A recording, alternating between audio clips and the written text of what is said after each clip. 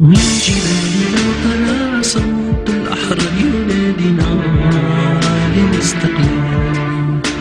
Salam alaikum, صوت الأحرار. Donc là, c'est une lettre ouverte à Monsieur Hosseini Ahmed que je vais vous lire, laquelle a été écrite par Zahira Houfani Berfas, que je ne connais pas d'ailleurs et que je remercie énormément de m'avoir autorisé à lire sa lettre, que je trouve d'ailleurs émouvante. Quand les leaders baissent les bras, leur peuple s'écrase. C'est l'état des lieux en Algérie de 2010. Honorable grand frère, votre analyse est à la hauteur de votre réputation de grand homme politique, digne de respect, autant à l'intérieur de l'Algérie que sur la scène internationale.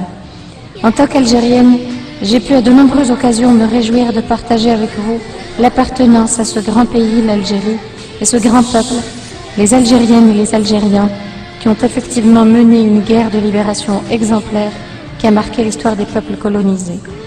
Je ne manquais pas de mettre en avant votre vision de la crise algérienne et plus encore, vos contributions pour la résoudre.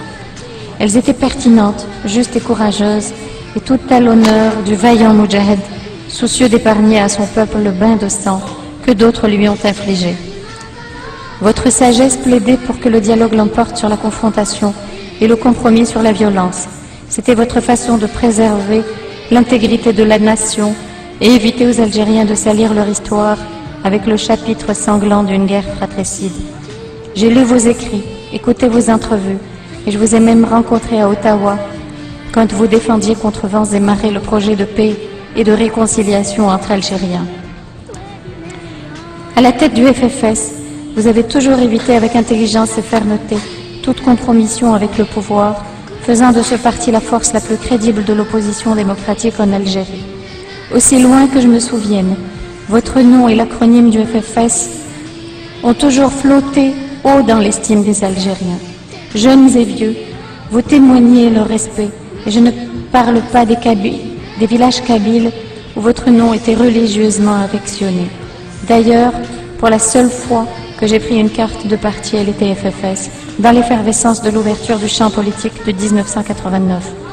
Nous étions nombreux à croire que le pouvoir acceptait de s'ouvrir à l'alternance démocratique et que les Algériens pourraient enfin s'investir dans des partis et défendre les projets de société auxquels ils croient. Malheureusement, l'hécatombe nous a rattrapés très vite et le rêve collectif a tourné au cauchemar. S'ensuivit alors la désertion des élites politiques et intellectuelles, l'occasion pour le pouvoir de reprendre toute la place et jeter à nouveau sa chape de plomb sur le peuple. Cela fait 18 ans qu'il est enfermé sous les verrous d'un état d'urgence qui le paralyse sans scandaliser outre mesure ses élites. Honorable grand frère, malgré le respect que je vous dois, il me faut vous dire que mon registre des critiques, des dénonciations et autres lamentations sur le sort de l'Algérie déborde, que je n'y ai pas trouvé place pour loger votre dernier texte. J'ai donc décidé de vous le retourner, alourdi de quelques blessures algériennes qui ne sont pas exclusivement miennes. Mal me prendrait, cependant, de vous accabler du désastre de notre pays et de la régression presque indécente de ce peuple que vous avez fièrement libéré de l'esclavage du colonialisme. Je m'adresse à vous parce que vous êtes la mémoire de ce peuple et à ce titre, vous devez prendre le droit de bousculer sa conscience. Faites-le non pas en tant que président du FFS, qui appartient à ses militants, mais en tant que père de cette révolution qui nous a portés sur ses ailes et que nous avons trahi collectivement, ne serait-ce qu'en faisant le dos rond devant ses détracteurs. Honorable grand frère, soyez cet Algérien authentique qui, du haut de ses 84 ans, de cette algérianité piétinée et souillée de tant de mots, sorte de sa réserve et provoque le choc salvateur que d'aucuns souhaitent sans oser le faire. Mettez à nu cette indigence politico-culturelle collective qui nous emprisonne dans la peur, le mensonge et l'hypocrisie, causant la faillite de notre pays. N'épargnez personne, je vous en conjure, et surtout pas vos pères de cette classe pensante et lettrée qui ont troqué leur rôle d'acteurs agissants pour l'évolution de leur société contre celui de spectateurs indifférents de sa déchéance quand ils ne sont pas complices. Dans votre texte, vous parlez de vacances de la démocratie en mettant l'accent sur la responsabilité du pouvoir. N'est-ce pas assez de ce confort indu qui donne bonne conscience? Ne pensez-vous pas qu'en 2010, il est plus que temps d'opérer un transfert de cette responsabilité aux élites algériennes, particulièrement de la mouvance démocratique. Je suis d'avis que le pouvoir ne sait qu'exploiter cette vacance de la scène politique en se félicitant de la lâcheté ambiante, lâcheté dans laquelle, il faut le préciser, le peuple ne joue qu'un rôle de figurant. Tout le monde sait qu'il n'y a pas de grand peuple sans leader. Et si le peuple algérien est aujourd'hui écrasé, sa fierté bousillée et sa dignité disparue, c'est tout simplement que ses leaders ont baissé les bras et déserté le terrain. Et les quelques résistants qui demeurent vigiles de cet idéal de faire de l'Algérie un état de droit ont fini par se réfugier dans le discours de la foisonnante littérature d'opposition au pouvoir d'Alger, avec zéro impact sur le sort du pays, aujourd'hui affaibli et menacé d'implosion. Vous avez dit à maintes reprises que le peuple algérien veut et peut faire le changement et qu'il incombe à l'élite de...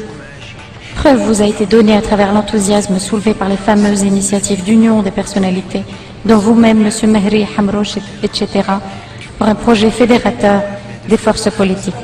Malheureusement, rien n'a dépassé le cadre des discours et déclarations. Il n'y a rien de pire pour un peuple que cette division endémique de ses leaders, car en plus de semer le doute sur leurs prétentions démocratiques, elle révèle leur incapacité à faire passer l'intérêt général avant leur ambition personnelle et les luttes de leadership. Il n'est pas faux de dire que l'échec de ces initiatives s'est soldé par un surplus de discrédit de la mouvance démocratique, ajoutant à la démobilisation générale. Dès lors, quel crédit accorder à ces leaders qui semblent frappés d'une incurable inaptitude à l'alliance et au compromis, deux critères essentiels pour tout processus démocratique? Ce pas de géant qu'ils ne parviennent pas à franchir a pourtant été courageusement franchi par 22 Algériens au péril de leur vie un certain 1er novembre 1954, pour notre idéal commun, la liberté de l'Algérie, la libération de l'Algérie. N'y a-t-il plus de cette grève d'Algériens pour intervenir aujourd'hui que cet idéal s'effrite et menace de disparaître sous le coup de boutoir de ses nombreux ennemis, internes et externes? Honorables grands frères, nous serions tellement fiers si vous acceptiez encore une fois, ce rôle de leader historique qui donne le coup d'envoi à une deuxième révolution algérienne pour sortir notre pays de l'impasse et construire l'état de droit. Avant de tirer votre révérence, faites le geste salvateur que des millions d'Algériens attendent de vous. Rappelez à vos pères et autres leaders leur devoir de tendre la main à leur peuple et de sauver leur pays. Surtout ne laissez pas les divergences ravageuses prendre le dessus. Nous n'avons jamais été autant dans l'urgence d'agir, vu ce qui se prépare au-dessus de nos têtes.